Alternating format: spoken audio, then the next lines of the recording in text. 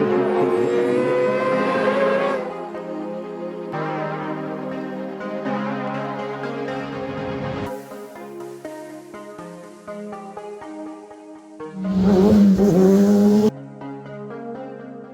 back, and we've had a bit of a gap in filming like the little videos and stuff like that because a few issues have come up with what we're doing this year. Not on our parts everything was right. Our sponsors are obviously still right, and it's out of our control. So basically, cut to the chase. Our TT entries have been refused for this year, or my TT entries have been refused for this year. The reason I've been given is that my speed compared to the fastest rider isn't as fast as they'd want it to be, even though I qualified for every race last year, including a Superstock race, which obviously I've done before. And I'd only ridden the Superstock bike for probably about half an hour just before we actually got there due to time. So supposedly my qualifying speeds weren't right. So they haven't granted me the entry. The promotion team from the Isle of Man have decided that for this year that I don't meet the criteria. Now, for the people who want to take the time and take a look at especially Super Twins Super Twin times, and then the start list, and that's all I really need to say with that. You can look at the start list for this year and look at the qualifying times for last year and see who's there and see who's not. So that's that basically. So this year, like I say, we won't be going to the TT, which is obviously a bit annoying, or massively annoying, because that's kind of what we centre our whole year around. Now, the next option that we've been given is to race at the Manx. So I've put an entry in for the Manx, and there's no reason why I shouldn't be accepted. But yeah, so we've put the entry in and everything's been done properly. The calendar obviously that I've posted before and on social media has obviously now changed. So the Manx is exactly, for the ones who don't know, is exactly the same as the TT track wise. There's not as many people there, so it is a lot quieter. They run alongside it's kind of like an amateur TT, and the speeds are not quite the same, and they run the classic TT alongside it, which is quite cool as well. Differences for us is we're only able to run the Super Twin and the Super Sport. So the Super Sport then becomes the senior, and then the Twins is like a support class. They also do the other classes, like there's like a super lightweight where you can run like a 400, and then the classics, they do classic superbike, and then a couple of older bikes and lightweight classics and stuff like that. We explored the options of a classic superbike, so we was looking at SRAD 750s, but time and money is just not on side. So we've parked that idea now, unless someone's got a 750 SRAD or similar age, anything pre-96, 4-cylinder 750 or smaller, we can use. So if anyone's got one and they fancy as a race bike and they fancy lending it to us, that would be fantastic. I'll gladly ride it and see what we can do in that. But at the moment our focus is on the Manx Supersport and Twins. The aim is looking at the times and looking at who's moving where and who's doing what. My times are not too far away from the top steps, so in my mind it may seem a bit ambitious to some, but I think I'm capable. My aim is I want to win. I want to go there and win in both classes. Super Twin maybe a little bit of a gap, but bearing in mind that we didn't have a lot of time on the R7 before TT last year, and still got quite a good result. We should have a lot more knowledge, a lot more improvement on the bike, and a lot more bike time before we get to the Manx. So that should put us in a good place. There are still people on patterns, so we're up against the big bits of kit.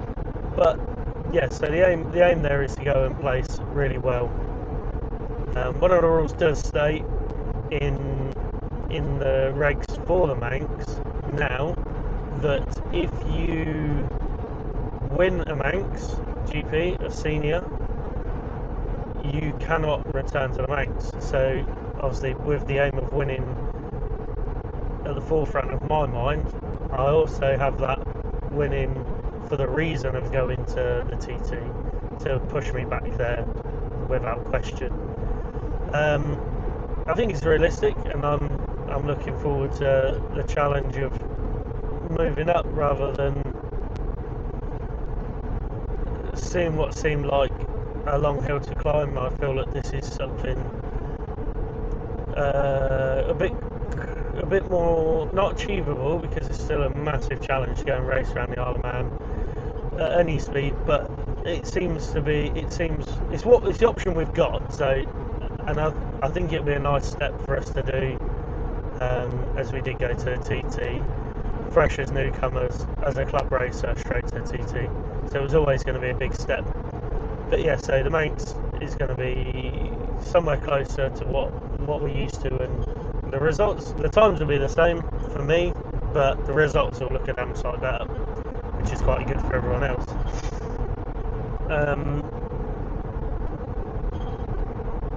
So yeah, so today we managed last minute, and this is kind of a little bit of an explanation, and what the rest of the video will be is today I'm travelling to work because I'm going to go and do a night shift, and then I'm going to head over to Snetterton for a track day tomorrow. We managed to get booked on last minute for an open pit lane, so worked out with work. So I've got a job now to go to, and then I will be going down there.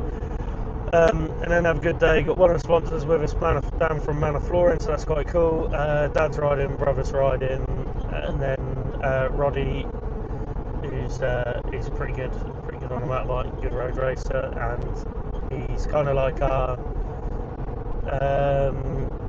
TT, I don't know what you call him, guru, sounds a bit weird, but yeah, he's kind of like our TT man. He's been there with some good level people and helped them out, so he's with us at the TT.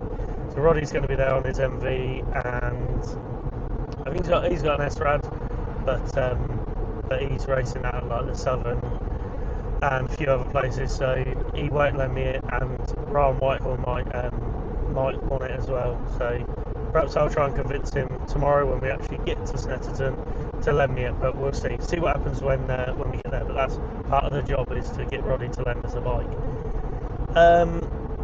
So yeah, it's going to be a nice day, nothing too much. The 600 fairings are being painted, so so that's not ready.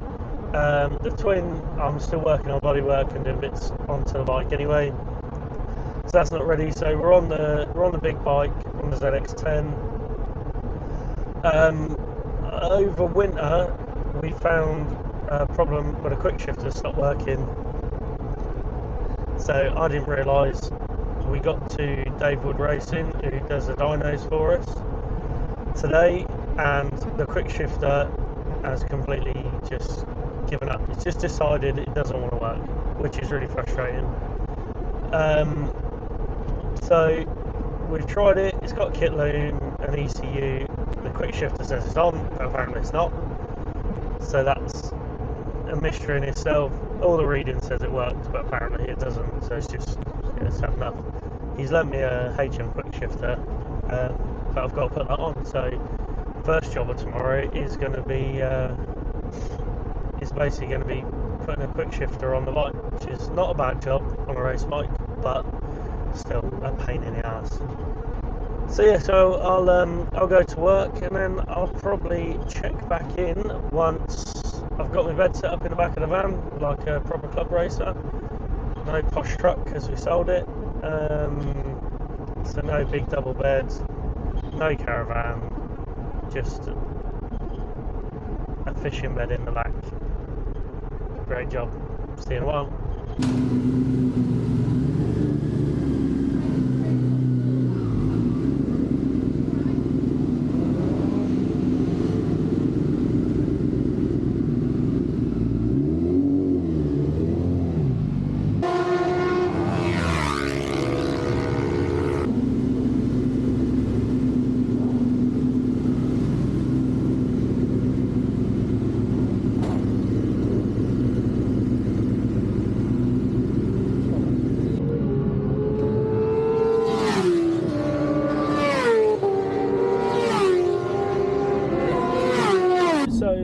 Yeah, day's done at Snetterton. It was a good day. Started off a bit tough with trying to get the quick shifter working. Unfortunately, that didn't happen. So we ran the whole day without a quick shifter. No traction control or anything like that. No engine braking or any of those sort of things. But I got a good feeling for the bike in the end, considering the amount of time done on it previously. I'm actually quite happy with kind of what I got into today. Run some heavy fuel loads, which is a nice one for just making sure the bike's nice. So all in all, it was a pretty productive day. Snetterton was sunny, good. Supposedly the last open pit lane that MSV track days will run. I don't really know how many people do open pit lanes other than them, so it was quite cool to do an open pit lane for what seems like in the UK one of the last ones. But yeah, it was good. It was good time. Dad had a good time on the CB500. Roddy run both of his bikes. Dan rode his R6 and got on really well with that. Made some good progress. My Ben, brother, he actually got taken out by a guy on a GSXR. Obviously he's okay. The guy reckoned that Ben had hit into him, but literally they got taken out from behind, and you can see there's a massive chunk of his tyre missing on the rear, so it's pretty obvious what happened there. But that's track days, that's how it is, that's the reality of going on and doing that sort of thing. So yeah, he's okay, he's not hurt. Knocked his helmet a little bit, which was new, but yeah, it's not the end of the world, everyone's alright. So yeah, all in all, a good day, a productive session and day, another one done. A few little things to change on the bike, so we'll keep you up to date with that. And yeah, so bike update next, so everyone can see what's been going on, and some fairings, hopefully at least one complete ready to go bike by the next video. So fingers crossed, and we'll see you on the next one.